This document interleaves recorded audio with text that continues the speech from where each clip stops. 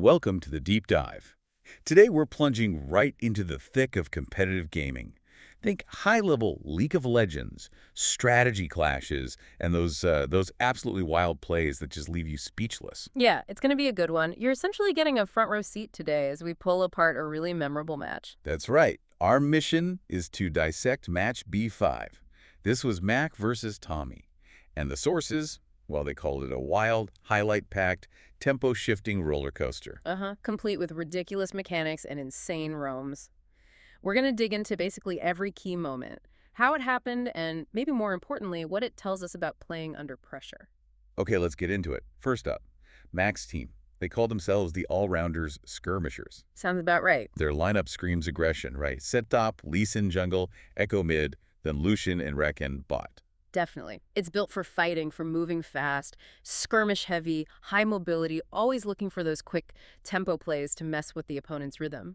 And yeah, those flashy engages everyone loves to see. It's a team that, just thrives on constant action. Then you flip the coin, and you've got Tommy's team, the Tinkerer's troop. Very different style. Totally different.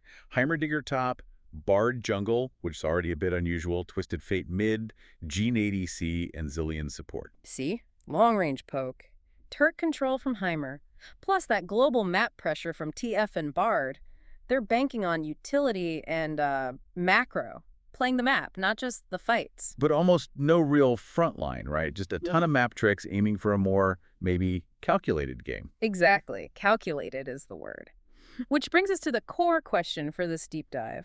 The sources really hit on this idea that in this specific match, pure instinct kind of beat intellect. Yeah, it's like Tommy had this detailed blueprint, looked great on paper, but Mac's team was just setting it on fire in real time, making it up as they went. Precisely. Let's look at the underlying strategies first. Mac's team, huge potential to start fights and get out. Great in those side lane skirmishes. And Lee Sin, Ekko, they can just blow up a fight solo. Yeah, absolutely. But the weakness? No true tank.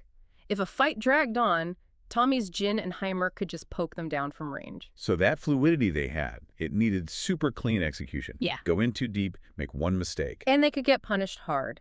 High risk, high reward. Very much so. Okay. And Tommy's side, the Tinkers. Great poke, good objective control with Heimer turrets and Jhanna traps. And they could stall like crazy.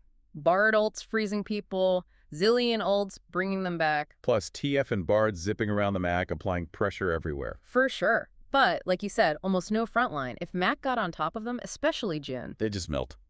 Pretty much. They needed perfect vision, perfect positioning.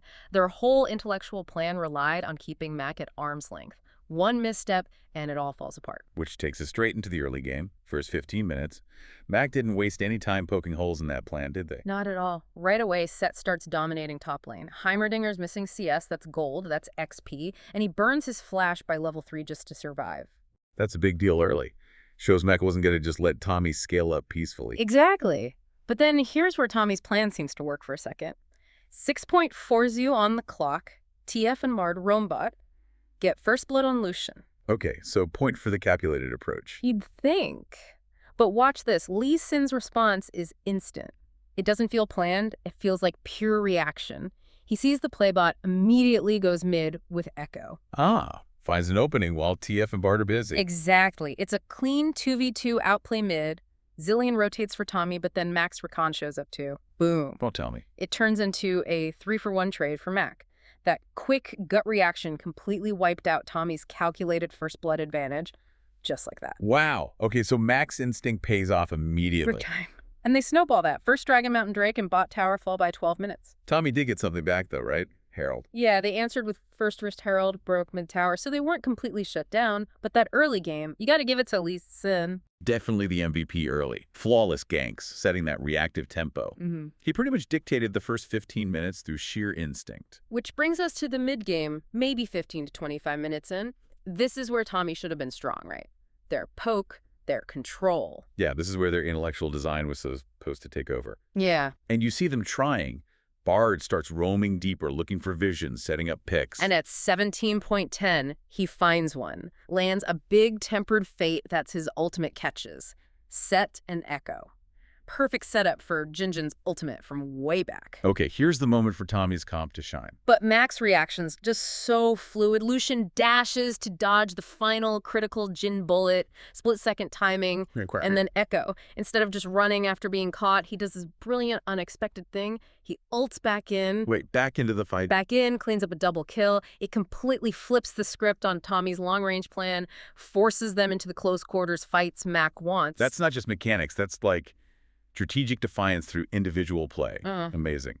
Totally. Tommy tries desperately to stall now. Zilean speeding people up, dropping time bombs as traps. TF ults bot, almost solo Sett. Trying to create pressure elsewhere, break the grouping. Makes sense. But again, Lucian is there. Clutch ward hop kick combo super fast. Hard to execute boots TF under the turret. Another kill for Mac. So every calculated move Tommy makes, Mac has this immediate, almost instinctual shutdown play. It really feels that way. And it all builds up to the Baron fight around 23.45. Big objective. Baron's up.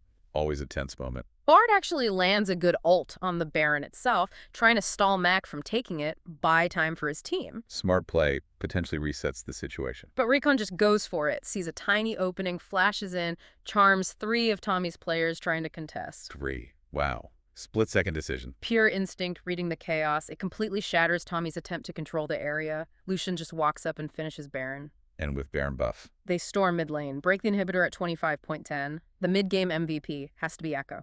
For sure. Just dancing through fights, using his ult perfectly to dodge damage and re-engage.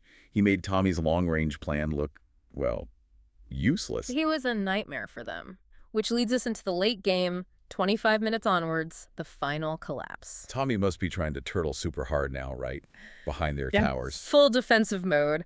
Heimer turrets, TF wave clear, Bard and Zilean trying to stall, hoping for one miracle pick. But Mac's team is just too mobile, too aggressive to get caught like that. Exactly. They're just buzzing around, not giving Tommy an inch. Then, around 30 minutes, Mac makes a smart play. They bait the Elder Dragon. Forcing Tommy to contest. Yep.